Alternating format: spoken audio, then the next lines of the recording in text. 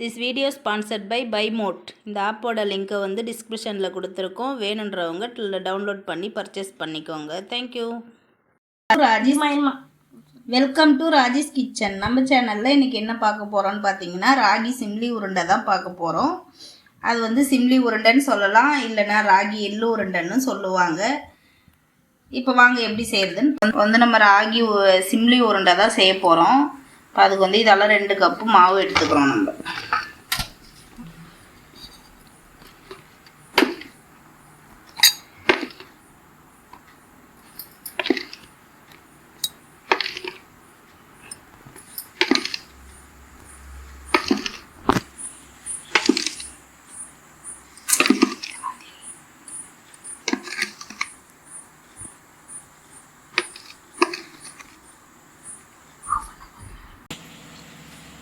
இப்போ வந்து நம்ம மாவுக்கு தேவையான அளவுக்கு உப்பை மட்டும் போட்டு பிசைய போகிறோம். மாவு வந்து ரொம்ப உப்பு போட தேவையில்ல, திட்டமாக போட்டுக்கிட்டிங்கன்னா போதும். அப்படியே கலந்து விட்டுட்டு வேறு எதுவும் நம்ம இதில் சேர்க்க போகிறதில்ல, வெறும் உப்பு மட்டும் சேர்த்து பிசைய போகிறோம். அடை மாவு பதத்துக்கு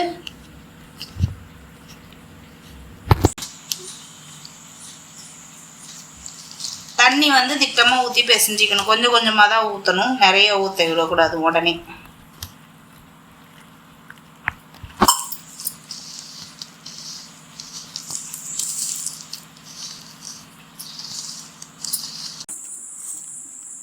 இப்போ வந்து இந்த அளவுக்கு நம்ம மாவு வந்து பிசைஞ்சு எடுத்துக்கிட்டோம். இந்த அளவுக்கு கொஞ்சம் தளர்ச்சியாகவே இருக்கணும், ரொம்ப இறுக்கமாக இருக்கக்கூடாது. நம்ம இது கேழ்வரகு அடை சுடுற அளவுக்கு நம்ம இந்த அளவுக்கு பதத்துக்கு நம்ம எடுத்துக்கிட்டோம்.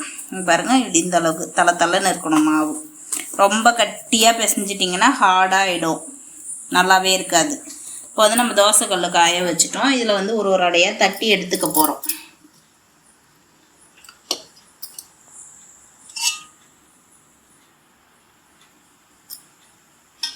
கொஞ்சமாக எண்ணெய் ஊற்றிட்டு இதிலேருந்து கொஞ்சமாக ஒரு அடை தட்டுற அளவுக்கு கொஞ்சமாக மாவு எடுத்து இப்படி நல்லா ரவுண்டாக உருட்டிக்கிட்டு அப்படியே எடுத்து தோசைக்கல்ல வச்சு கையில் கொஞ்சமாக தண்ணி தொட்டுக்கிட்டு இப்படி இப்படி தட்டணும்.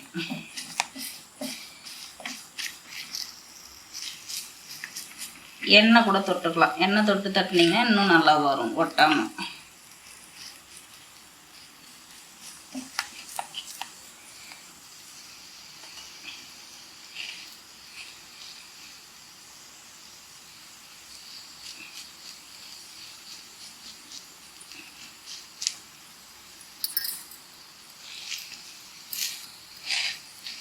இப்போ பார்த்தீங்கன்னா ஈவனாக நம்ம தட்டி விட்டுட்டோம்.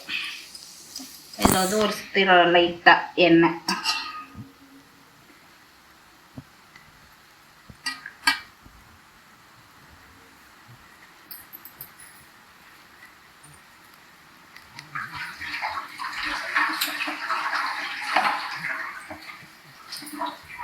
வேறு நல்லா இருக்கு.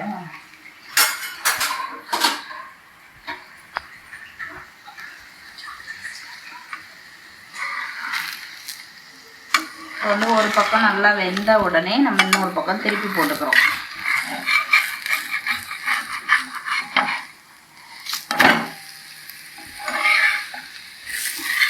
அது பிரச்சனை இல்லை, இப்படிதான் வரும். அது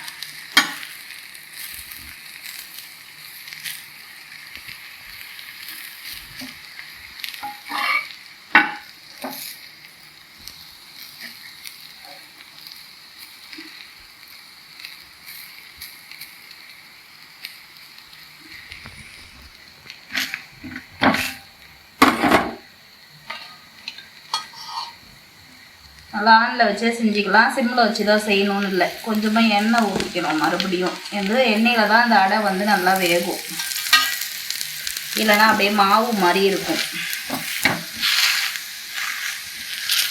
இது வந்து நம்ம நல்லா தோசை திருப்பி வச்சுக்கிட்டு இப்படி நல்லா அப்படியே அழுத்தி விட்டோம்னா தான் நல்லா சீக்கிரமாக வெந்துடும்.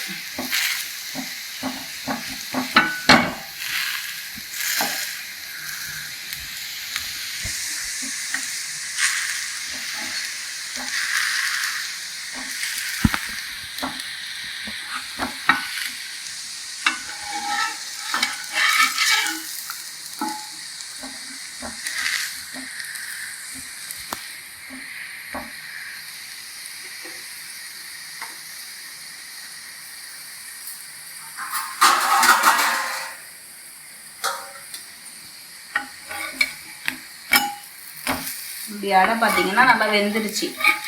இப்போ வந்து நம்ம எடுத்து வேறு ஒரு பிளேட்டுக்கு நம்ம மாற்றிக்கலாம்.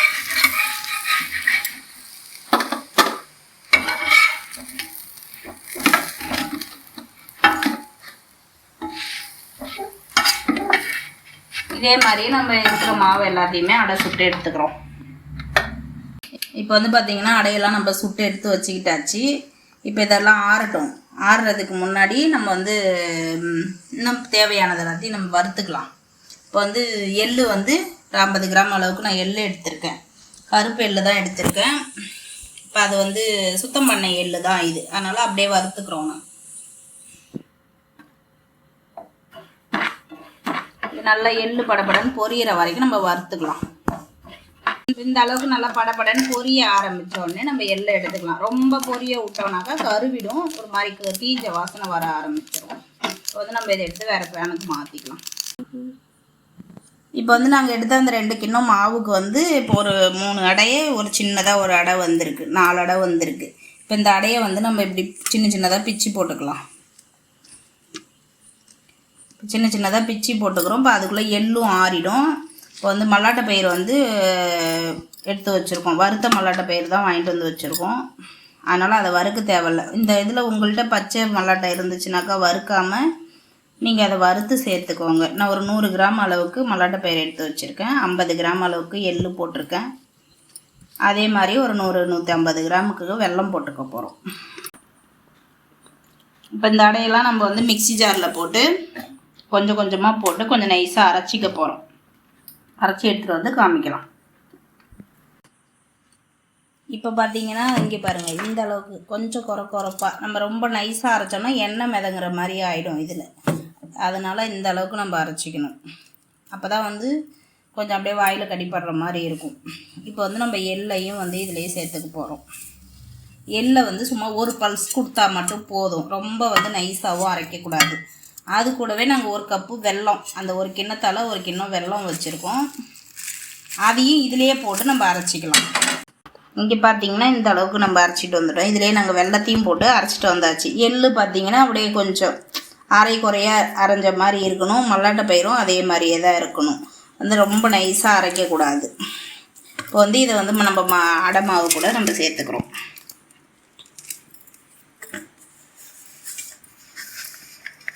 வெல்லம் வந்து சுத்தமான வெல்லம்ன்றதுனால நம்ம அப்படியே சேர்த்துக்கிறோம். மண் தூசி இருக்குன்னாக்கா நம்ம வந்து கொதிக்க வச்சு தான் சேர்த்துக்கணும். அப்புறம் வாசனையே சூப்பராக வருது, எள்ளு வாசனை. இப்போ வந்து நம்ம சேர்த்து பிசைஞ்சிக்கிறோம். நல்லா கையாலே பிசைஞ்சிக்கணும். எல்லாத்தையுமே ஒன்றா கலந்துக்கணும்.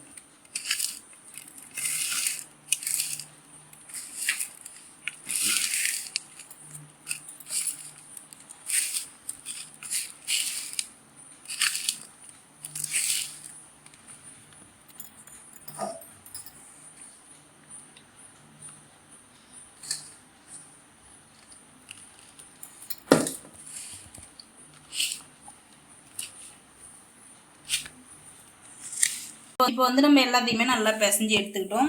இப்போ இது வந்து இந்த அளவுக்கு நல்லா வெல்லத்தோட ஈரம் இருக்கிறதுனால உங்களுக்கு நீங்கள் தண்ணிலாம் வந்து சேர்க்கக்கூடாது. இதில் வெல்லத்தை போட்டு அரைச்சி நம்ம பிசையும் போதே இந்த அளவுக்கு உங்களுக்கு பதம் கிடச்சிரும். இப்போ வந்து இதை உருண்டைகளாக நம்ம உருட்டி வச்சுக்கலாம். இதில் தேங்காய் போட்டிங்கன்னா தான் சீக்கிரமாக வீணாகும். நம்ம தேங்காய் போடாமல் செய்கிறதுனா நாளைக்கு நம்ம வெளியிலே வச்சு சாப்பிட்டா கூட நல்லாயிருக்கும், நாளைக்கு ஃபுல்லாமே. அதனால் நம்ம இப்போ வந்து சின்ன சின்ன உருண்டைகளாக இதை உருட்டி எடுத்துக்கலாம். இப்போ பார்த்தீங்கன்னா எல்லாத்தையுமே இதே மாதிரி உருண்டைகளை நம்ம உருட்டி எடுத்து வச்சுக்கிட்டோம். அவ்வளோதான். இது வந்து இதே மாதிரியே நீங்களும் வந்து செஞ்சு பாருங்கள். நான் சொன்ன அளவுலேயே நீங்கள் எல்லாமே போட்டு செஞ்சு பார்த்தீங்கன்னாக்கா சத்தான ராகி சிம்லி உருண்டைன்னு சொல்லுவாங்க, ராகி எள்ளு உருண்டைன்னு சொல்லலாம். உங்கள் ஊரில் எப்படி கமெண்ட் சொல்லுவீங்கன்னு கமெண்ட்டில் சொல்லுங்கள். தேங்க்யூ. மேலும் அடுத்த வீடியோவில் பார்க்கலாம்.